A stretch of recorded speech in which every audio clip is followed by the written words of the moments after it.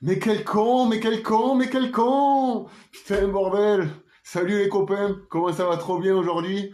Ouais, si vous me répondez super, c'est que vous êtes sûrement un dirigeant du RN, c'est ça? Et oui, bientôt un nouveau taf à l'Assemblée, génial la classe! Ah, et ouais, et pour ça on dit merci qui? Merci Manu! Et ouais, Macron il allait dissoudre l'Assemblée alors que le RN n'a jamais été aussi en vogue. Mais putain, mais ça va pas. Franchement, vive le rempart contre l'extrême droite! Macron, c'est le genre de type, il te drague tranquille, et une fois que t'es en confiance, à poil dans son lit, bam! Il fait venir son pote que tu voulais surtout pas pour te baiser à sa place. Putain, merci Manu. Après, fallait s'y attendre. Mais ouais, moi je l'ai toujours dit, fantasmer sur sa prof de français, ça peut arriver. Mais si tu te maries avec, c'est que t'as vraiment un problème psychiatrique. Franchement, heureusement que c'est pas le même mec qui a le contrôle de l'arme atomique dans le pays, parce que sinon on serait dans la merde. Hein?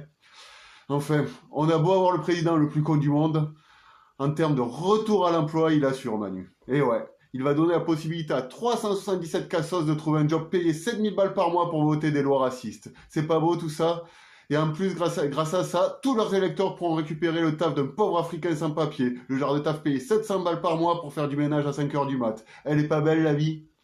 Et ouais, depuis dimanche, le pays respire de bonheur, enfin 32% du pays. Et oui, il y a un tiers des Français qui font l'amour non-stop pour fêter la victoire. Autant d'ici 9 mois, 200 000 petits Jordan vont venir au monde. Et là, pam, deux nouveaux problèmes de résolus par notre super président. Le réarmement démographique et le repeuplement des centres handicapés. Et en plus de faire des gosses, grâce à ça, on va pouvoir réalimenter toutes les banques de sperme du pays. Et oui, pour ça, il suffira de récupérer les slips de Pascal Pro à la fin de chaque émission. Et si jamais il en manque encore un peu, on peut aussi récupérer les slips d'Eric Ciotti. Et ouais, Eric Ciotti, c'est fou ce mec. Il est président des LR, son parti fait 7% aux européennes, et ça fait 3 jours qu'il a le sourire aux lèvres. Franchement, on dirait Darmanin qui vient d'attribuer un logement social. Enfin, plus exactement, Ciotti, on dirait vraiment un trans qui vient de faire sa transition. Enfin, il peut être lui-même, un vrai facho. Enfin bon, dire qu'à la base, le RN ne voulait pas accueillir toute la misère du monde, pour Eric Ciotti, ils ont fait une exception. Par contre, pour Zemmour, non. Le mec, il milite depuis 10 ans pour l'alliance des droites dans le pays, et le jour où ça arrive, ils le veulent pas. Ça, c'est le karma, Zemmour. Et ouais, c'est comme ça, prends ça dans ta gueule.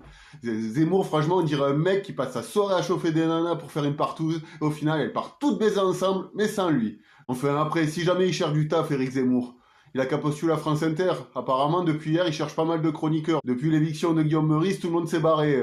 Emery Lompré, Thomas VDB, enfin tous, ils sont tous partis, il n'y a plus personne. Et ça serait pas magique d'avoir Zemmour qui fait des micro-trottoirs à la Guillaume Meurice?